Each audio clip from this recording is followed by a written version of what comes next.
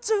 Itu loh. Konteksnya ini apa nih? Konteksnya adalah Siapa? Iya, saya nggak ngerti siapa yang dimaksudkan. Pokoknya gambar ini yang tadi di blur tadi ketika konferensi pers tadi, ini nggak usah di blur ya, biar kelihatan. Ini maksudnya apa dulu nih? Sebentar. Nah, ini adalah tulisan dari Pak Lukas Luarso.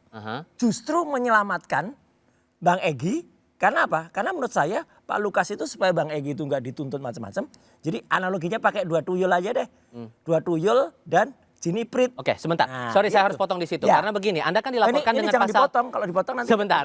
Ini pasal 434. Anda diadukan bersama dengan Ahmad Kozidudin pasal 434 fitnah. Tapi ada unsur yang saya harus tanyakan di sini. Jika setiap orang, sebagaimana dimaksud dengan pasal pencemaran nama baik, diberi kesempatan membuktikan kebenaran hal yang dituduhkan. Anda sempat diajak komunikasi nggak dengan Bang Damai atau Bang Egy soal pernyataan Anda? Kalau Bang Damai enggak, saya terima kasih. Beliau kan nggak ngaduin saya. Oke, kalau Bang Egy? Bang Egy enggak, tapi kemarin saya ketemu di program yang lain di TV sebelah ya. Dengan putranya Pak Isbullah ya, itu dengan tenangnya, Mas nanti kita ngopi-ngopi ya, ini nggak usah kayak gini kayak dulu. Berarti yang ngaduin saya siapa gitu loh. Ya itulah, pernah nggak dulu ada sinetron terkenal? Yang mana dulu nih? Anda ngajak tebak-tebakan saya nih. Oh iya, ada Tuyul dan ada Mbak Yul. Jangan-jangan Mbak Yulnya ini, biang keroknya ini. Ya kan, itu aja gitu. Anda sempat mengajak komunikasi nggak Bang Kozidudin untuk mengklarifikasi ucapannya yang dianggap mencemarkan nama baik Anda itu? Jadi begini, yang saya mau menyampaikan kalau ini bawa makhluk halus tuyul ya. Saya mau membawa sebuah suku, jadi banyak ya. Ada orang di situ ya, Khawarij namanya. Ya. Dia selalu menyalahkan kelompok lain, mazhab lain, ya kan? Bahkan gara-gara arbitrase, ini saya miripkan dengan kasus saya ya, antara Khalifah Ali dan Muawiyah, mereka justru memusuhi Sayyidina Ali. Korelasinya dengan kasus korelasinya, saya kebetulan Khawarij pada masa ini sudah sedang saya upayakan hukum untuk dia. Khawarij yang dulu itu ketika hidup di zaman ini, saya harus laporkan ke pihak yang berwajib. Oke, sorry, saya masih belum menangkap. Jadi Anda sebelumnya sudah sempat komunikasi belum dengan Ahmad Kozidudin menjelaskan soal pernyataan dia itu? Jadi begini, Khawarij itu pertanyaan saya sederhana loh, Bang. Tidak suka. Jawabannya nggak sederhana. Tidak suka ada perdamaian, maksud saya. Ada musyawarah dalam hal ini, tentu analoginya restorasi, pemulihan untuk saya. RJ gitu. Kemarin. Jadi nggak perlu saya ajak itu.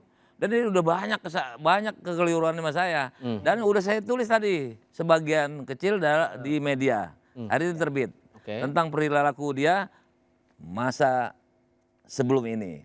Jadi memang itu. Untungnya nggak nyebut saya tadi tulisannya. Ya. Untungnya nggak nyebut saya di tulisannya. Tadi kan kita sampaikan kan, itu memang betul-betul katanya sepakat ya tadi. Nah, itu memang betul, bukan satir. Kan gitu.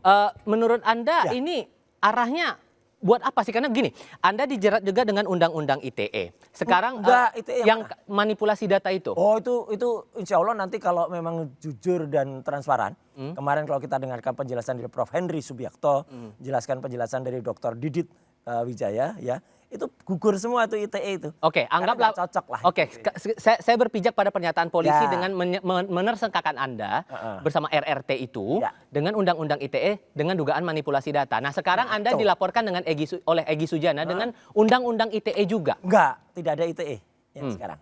Yang dilaporkan hanya 433, 434 KUHP baru. Jadi nggak ada ITE. Jadi ini lagi-lagi masalah pencemaran nama baik lagi yang disinggung. Iya katanya, pencemaran yang dicemarkan apanya? Saya kan waktu itu hanya mengatakan saya ingat di depan gedung di Reskrim waktu itu ketika saya membersamai 3 pejuang yang lain, Bu Kurnia, Pak Rizal Fadila dan Rustam, ya saya datang malam-malam untuk menyambut mereka yang sudah selesai diperiksa dan saya mengatakan terima kasih mereka sudah berjuang dan biarkan kalau ada 2 tuyul gitu. Anda merasa capek nggak sih meladeni ini semua? Yang kasus intinya saja belum beres terus Anda diadukan lagi? Enggak lah, kan kita bersama-sama. Bahkan saya masih menganggap Bang DHL, Bang Egy itu kalau saya nulis surat ya atau nulis statement, saya masih mendoakan Bang Egy supaya tetap sehat dan semangat ya untuk terus kemudian meskipun nggak lagi membersamai ya. Tapi kan artinya kan kita baik dan lagi-lagi kalau misalnya lihat gambarnya ini kan sebenarnya lucu aja. Gambar ini malah pakai kumis nih kalau orang bilang Mas itu gambarnya kayak Anda sama Bang Respon. Iya anggap aja ini. Jadi tuyulnya saya sama Respon gitu aja kok marah. Oke, nah sekarang begini, karena aduan semacam ini Bang Damai, Anda dan Bang Egy Sujana disebut oleh Ahmad Kozinudin dan kawan-kawan di Polda Metro Jaya hari ini disebut sebagai pengkhianat. Terima nggak? Itu adalah unsur-unsur sumber dari laporan saya termasuk. Ya kan?